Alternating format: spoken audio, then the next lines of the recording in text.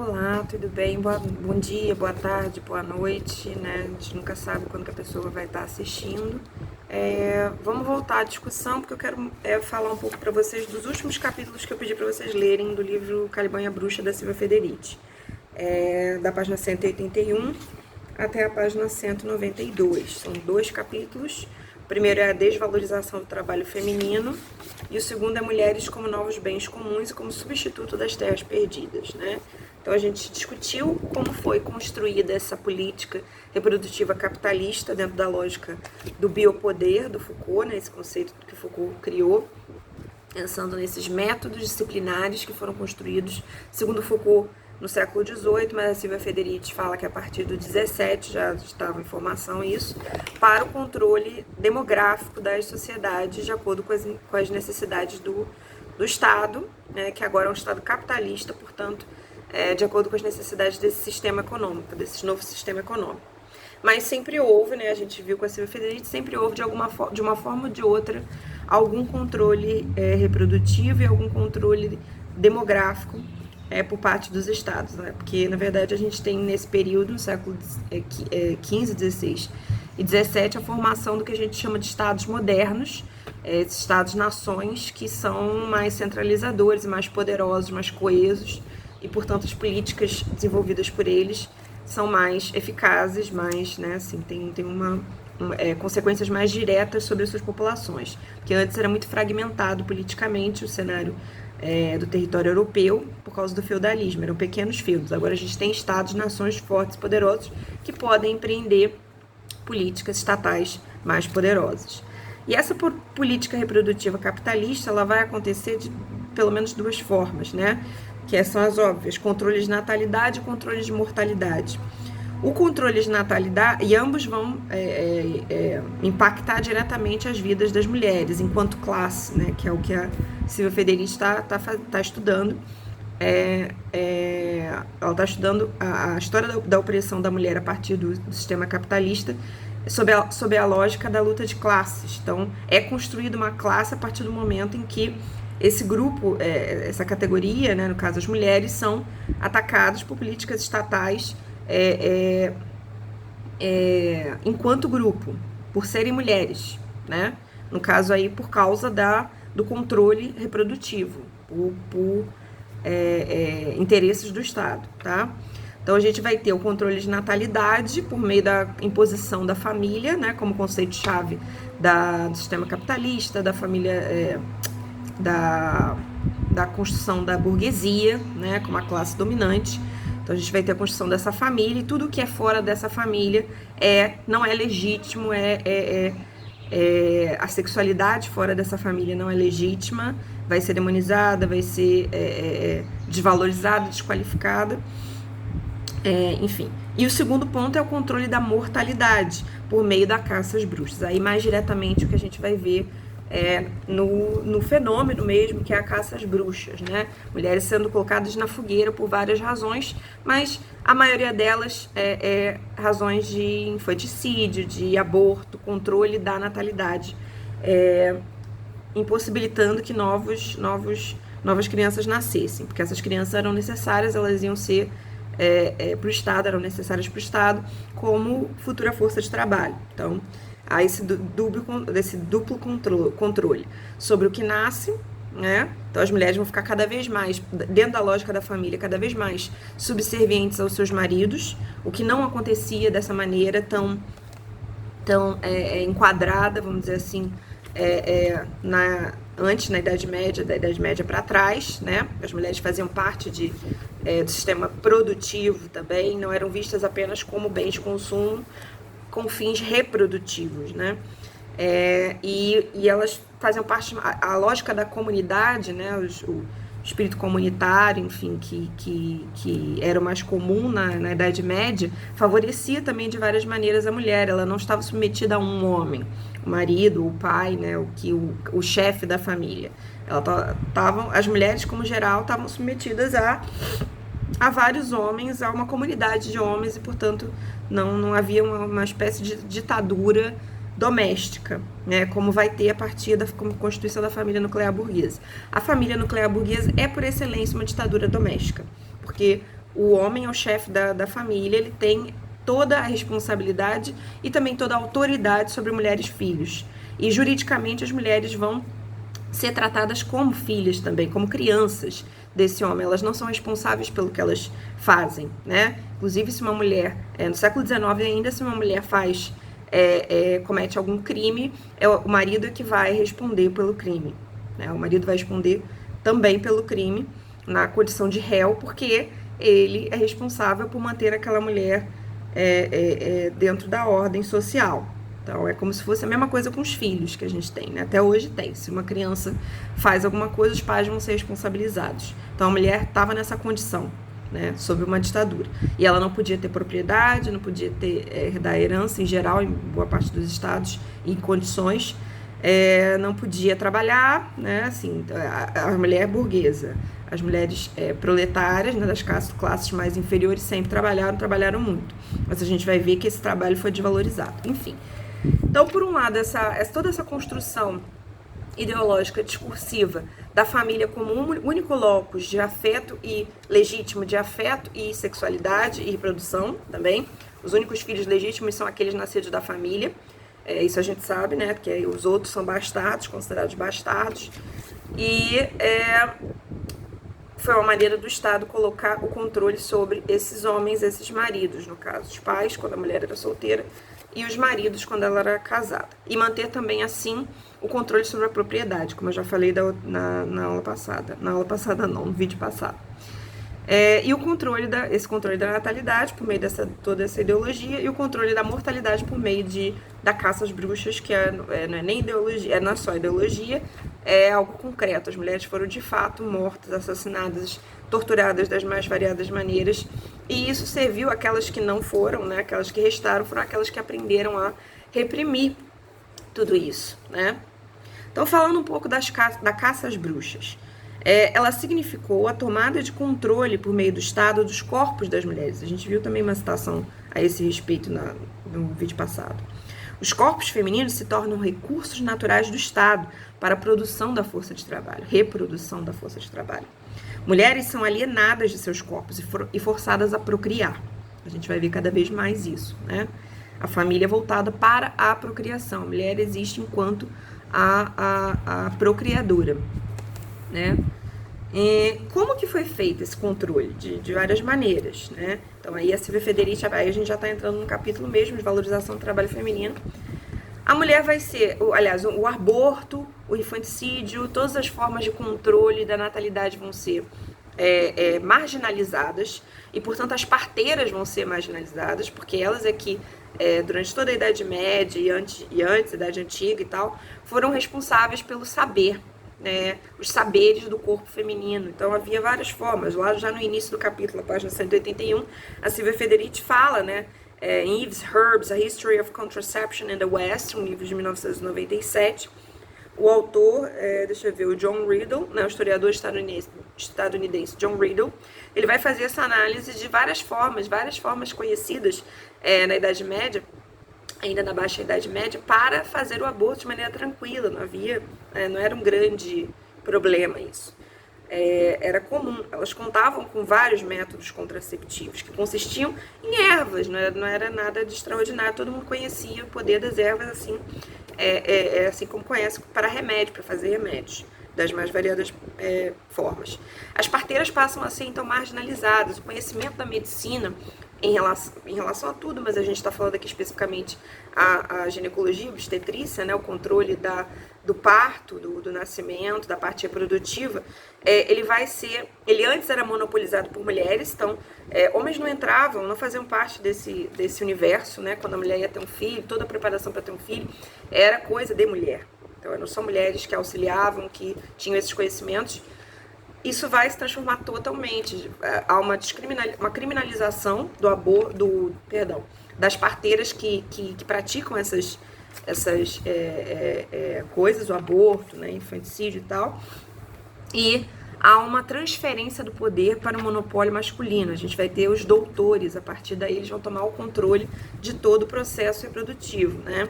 As únicas parteiras que se mantiveram foram aquelas que se tornaram, de alguma forma, aliadas do Estado no controle da natalidade.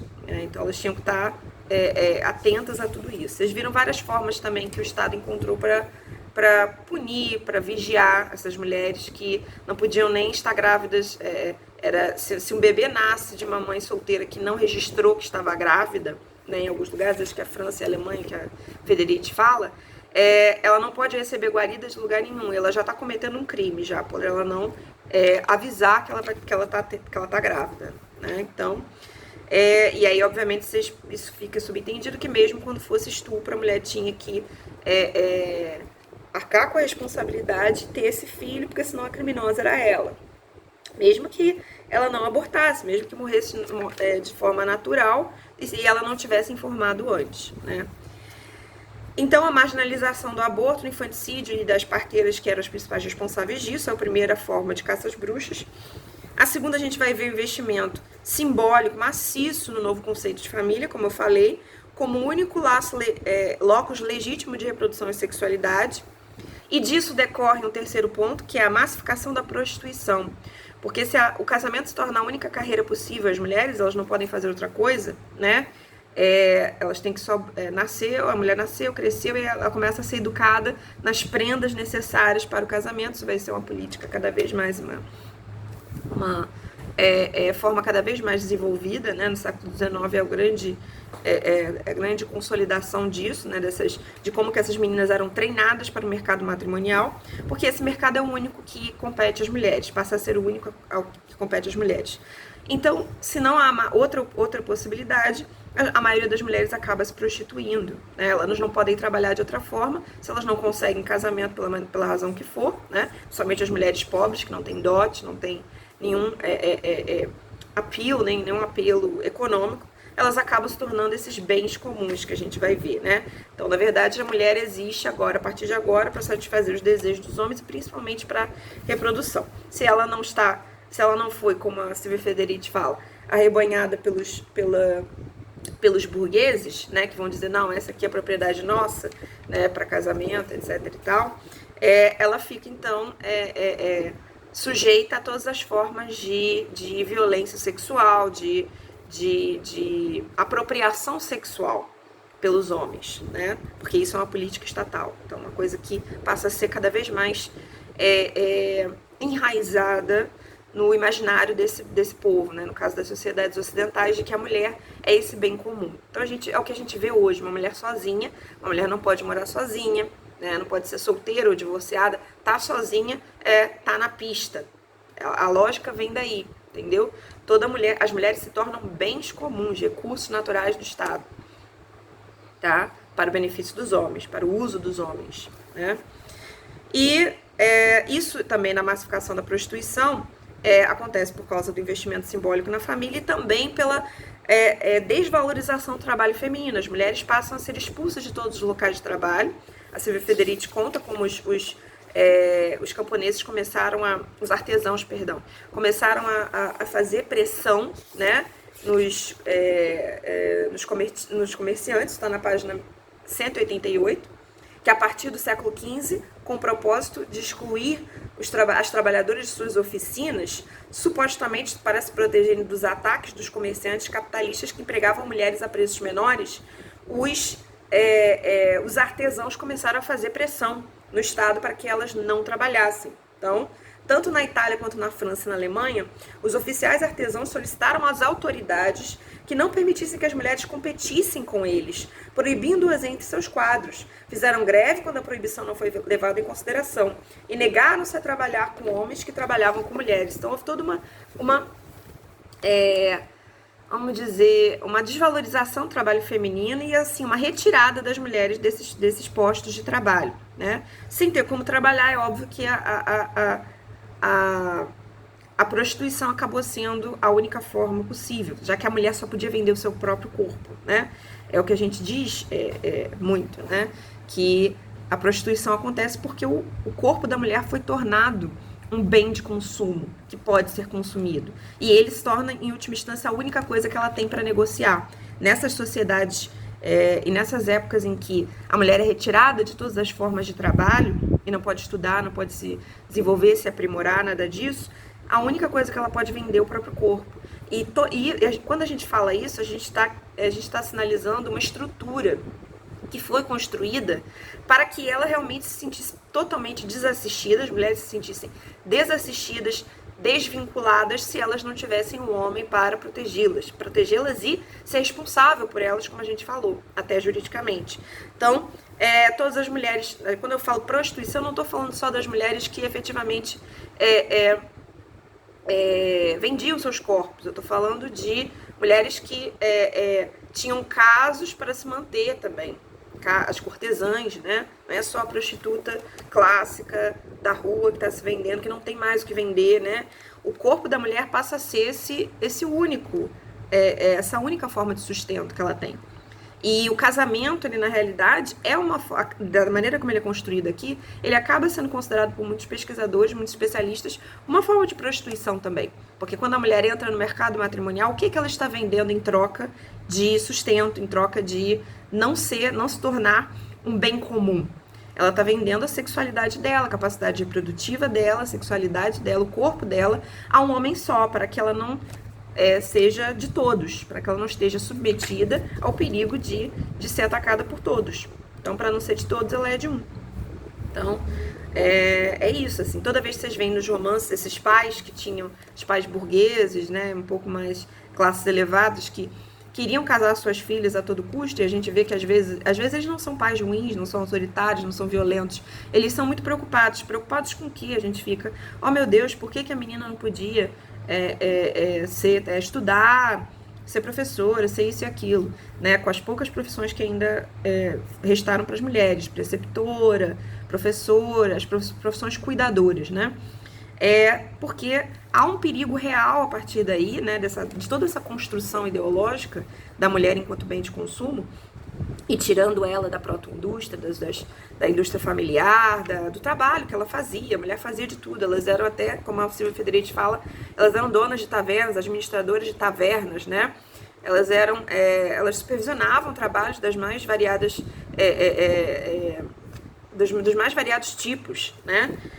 E faziam trabalhos dos mais variados tipos. Mas quando ela é tirada, ela é colocada na esfera doméstica exclusivamente, ela não pode participar da esfera pública, qualquer mulher que saísse, que ficasse muito exposta à esfera pública, poderia ser considerada um bem comum e sofrer muitos perigos. Perigos da sua honra, né, no caso, você sofrer crimes sexuais e crimes de várias outras formas, né? Então, esses pais, muitas vezes, quando você lê um romance, principalmente do século XIX, e você vê essa preocupação de pais que você vê que não são pais ruins, entenda que eles estavam preocupados também com isso, com essa mulher ser exposta a uma esfera que não tem como protegê-la, em que eles não têm como protegê-la, né? Porque ela está fora, ela está in the market, open to the market, né? E se não é de maneira legítima pelo casamento, será de maneira ilegítima por meio de violências sexuais, né, que vão ser consideradas prostituição. Porque prostituição passa a ser considerado tudo aquilo que é fora do casamento, quer seja consentido ou não, quer a mulher consinta ou não. Esse é o ponto que esse é o cúmulo, né, dessa situação toda a qual chegamos. E aí, nesse capítulo da desvalorização do trabalho feminino, não, no próximo capítulo, das mulheres como bens comuns, como substituto das terras perdidas. Então, eu comentei com vocês, né, que os trabalhadores, né, na Baixa Idade Média, né, por causa de toda a mortandade, eles tiveram seu trabalho valorizado e entraram em choque diretamente com as classes dominantes, com os senhores feudais, porque eles eram poucos para trabalho, então o trabalho deles acabou sendo supervalorizado. E junto com esse processo vai acontecer, principalmente na Inglaterra, né, os cercamentos vão começando a acontecer por causa do capitalismo comercial. Então, para ter matéria-prima para as indústrias que vão crescendo cada vez mais, não é a mesma lógica da lógica agrícola da Idade Média, os capitalistas vão precisando de mais e mais terras. E as terras eram comuns, né? Eram de todos aquelas terras, podiam ser usadas por todos. Tinham terras de senhores feudais e tinham terras que eram comuns, geralmente florestas, bosques, né? E aí as pessoas os camponeses podiam caçar, podiam usar daqueles recursos, a madeira, usar as plantas, né, se alimentar. E essas terras que estavam ali, que eram de todos, terras comuns, elas passam a ser cercadas para fazerem pastos. para que os capitalistas façam pastos, principalmente na Inglaterra, para a indústria têxtil, né? Eles tinham que ter ovelhas para tirar a lã e fazer roupas, né? Então, e os camponeses vão perdendo isso. E aí antes os camponeses tinham acesso a terras, eles ainda tinham acesso à sua subsistência, a partir do capitalismo eles vão perdendo todo esse acesso. E eles também passam a vender a sua força de trabalho. Apenas, eles não têm mais o que vender, né? Cada vez a gente vai ver menos artesãos e mais proletários das fábricas, né? Os pequenos artesãos não conseguem competir com as grandes indústrias, né? Então, um pequeno artesão que faz vestidos, faz roupas e tal, ele não vai conseguir competir com uma fábrica com vários artesãos trabalhando para um senhor, para um industrialista, um capitalista, que faz aquilo em maior quantidade, massificado, né? Uma produção massificada, e que tem todos os recursos, porque ele conseguiu privatizar, ele conseguiu se tornar dono das terras de pastoreio, que ele transformou em pastoreio.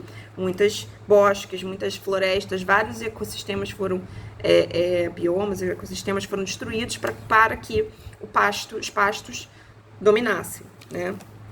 Então, e aí a gente vê que os trabalhadores também passaram a vender a sua força de trabalho. E eles começam a competir com as mulheres, num caso que a gente vê que é clássico dentro dos estudos marxistas, em que as classes inferiorizadas, desvalorizadas, as classes alienadas dos seus próprios modos de produção, elas são inclusive estimuladas, provocadas pelas classes dominantes a brigarem entre si e não olharem lá para cima quem são os verdadeiros responsáveis. Isso acontece nesse caso, porque, como vocês viram, né, os artesãos vão se juntando a partir do final do século XV e atacando as mulheres. Então, quer dizer, a gente agora só pode vender a nossa força de trabalho. Então, a gente não quer que as mulheres também compitam conosco, né? E aí, cada vez mais, a gente vai ver, as autoridades vão se aliando também nesse sentido, vão se fortalecendo essa opinião de que mulheres não podem trabalhar, porque senão elas vão roubar o trabalho dos homens. A gente vê esse mesmíssimo argumento em relação aos imigrantes nos países europeus, por exemplo.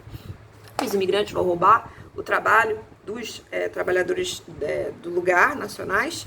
Então, essas mulheres vão sendo aos poucos retiradas de tudo isso. E elas passam a fazer trabalho doméstico apenas, trabalho de reprodução que eu digo aí, preservação, manutenção, né, da casa, da estrutura como ela é colocada. Mas elas ainda precisam trabalhar, porque é óbvio que a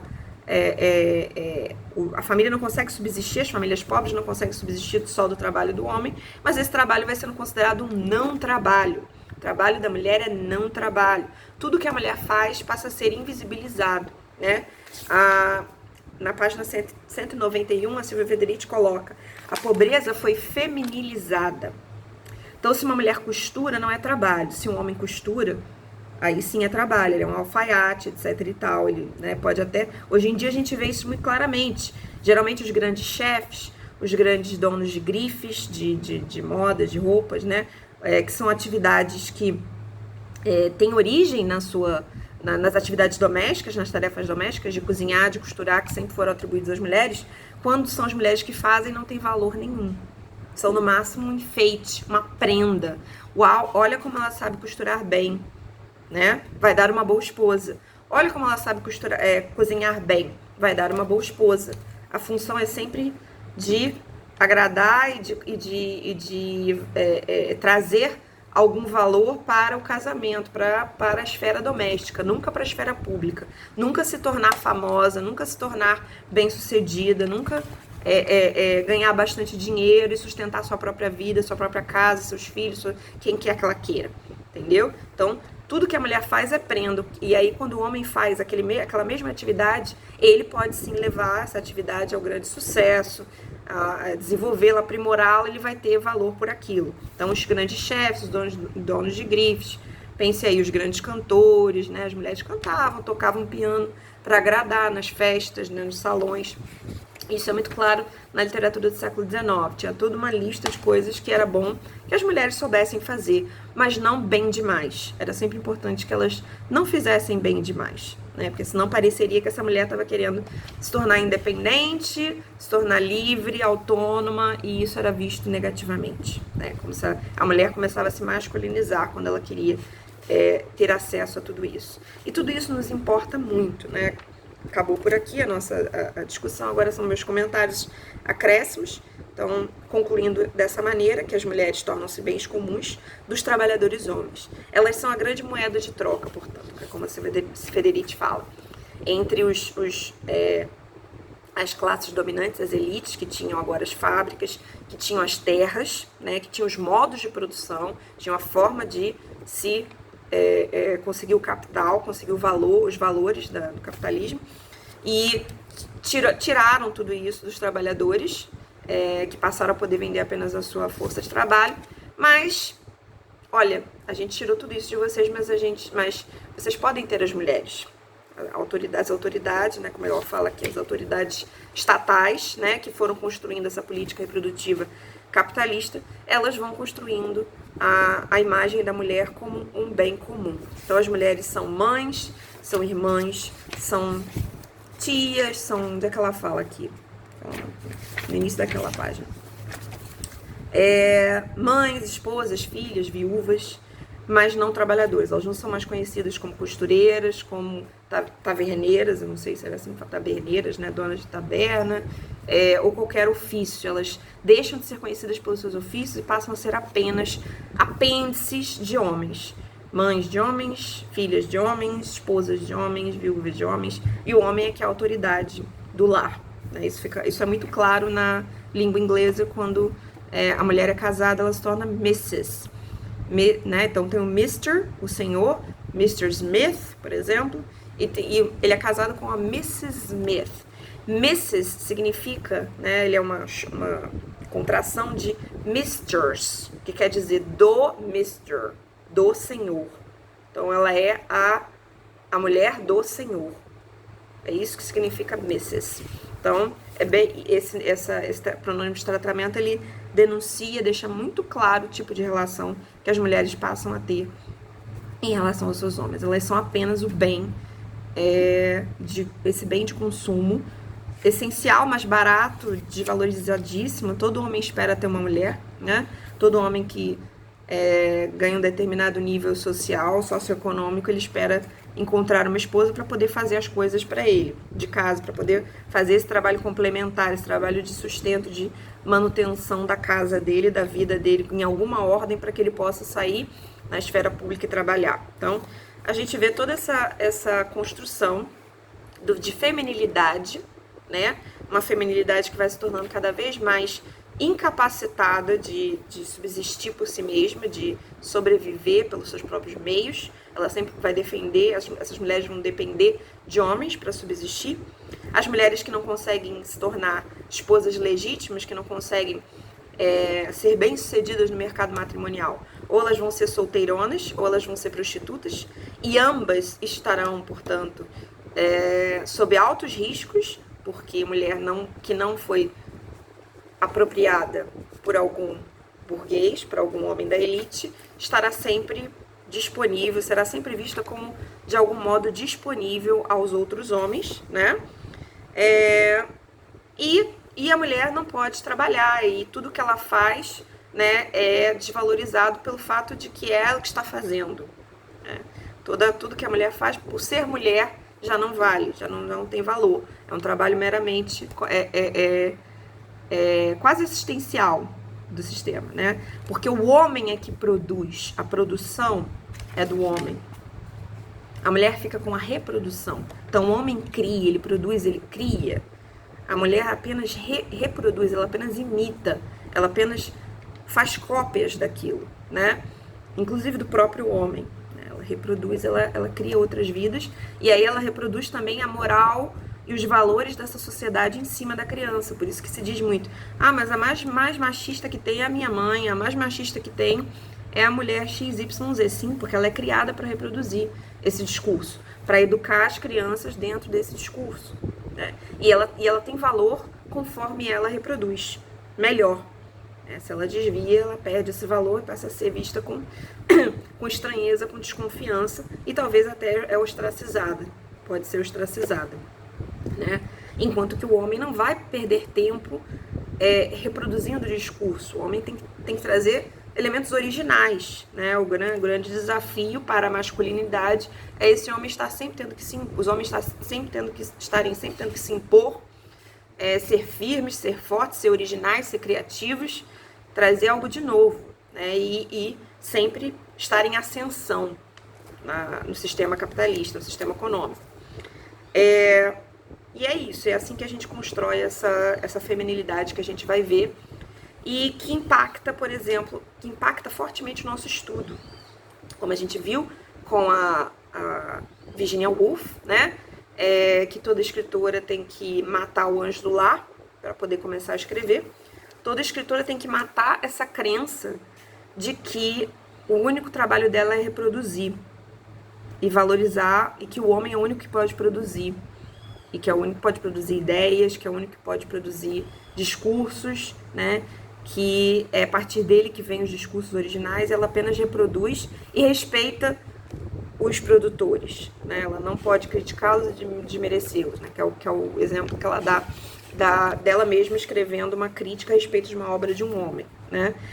E ela fala desse segundo momento, que é o momento da sexualidade, né? De falar de sexo, que a mulher precisa superar o medo de falar sobre sexo.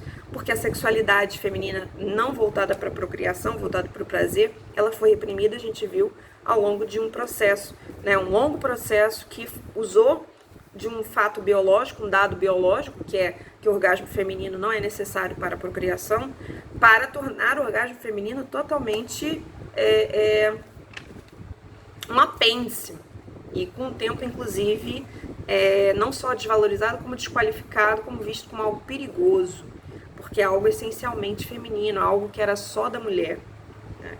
Então, só a mulher pode ter prazer, um prazer que é total. Aliás, o orgasmo feminino ele é independente da reprodução. O orgasmo masculino não, ele é responsável, né, pela reprodução, né, no homem, na constituição biológica do homem. Então, ele é algo excrescente, o feminino é algo excrescente, que é considerado cada vez mais algo do misterioso, do desconhecido, né? Que coisa esquisita esse corpo que tem prazer fora da lógica da reprodução, porque a reprodução vai cada vez mais sendo cristalizada como uma função essencial, primitiva e essencial, primeira e essencial da mulher. Os corpos femininos são para reprodução. E é melhor mantê-los assim, é melhor mantê-los inclusive cegados das suas possibilidades de prazer para fora da reprodução, porque isso a gente nem entende esse negócio, né, essa lógica do corpo feminino, e a gente tem que tomar cuidado com algo que é desconhecido e estranho. Desconhecido porque é diferente da fisiologia do homem, né? E, enfim, então as mulheres são alienadas dos seus próprios corpos, principalmente no sentido do prazer, né? No sentido da reprodução, elas são obrigadas a procriar, e no sentido do prazer, elas são obrigadas a nem saber que são capazes de ter prazer. E aí a Virginia Woolf fala que para escrever é necessário conseguir falar sobre sexo, porque ele é uma parte da vida, a sexualidade, o prazer, enfim, desejos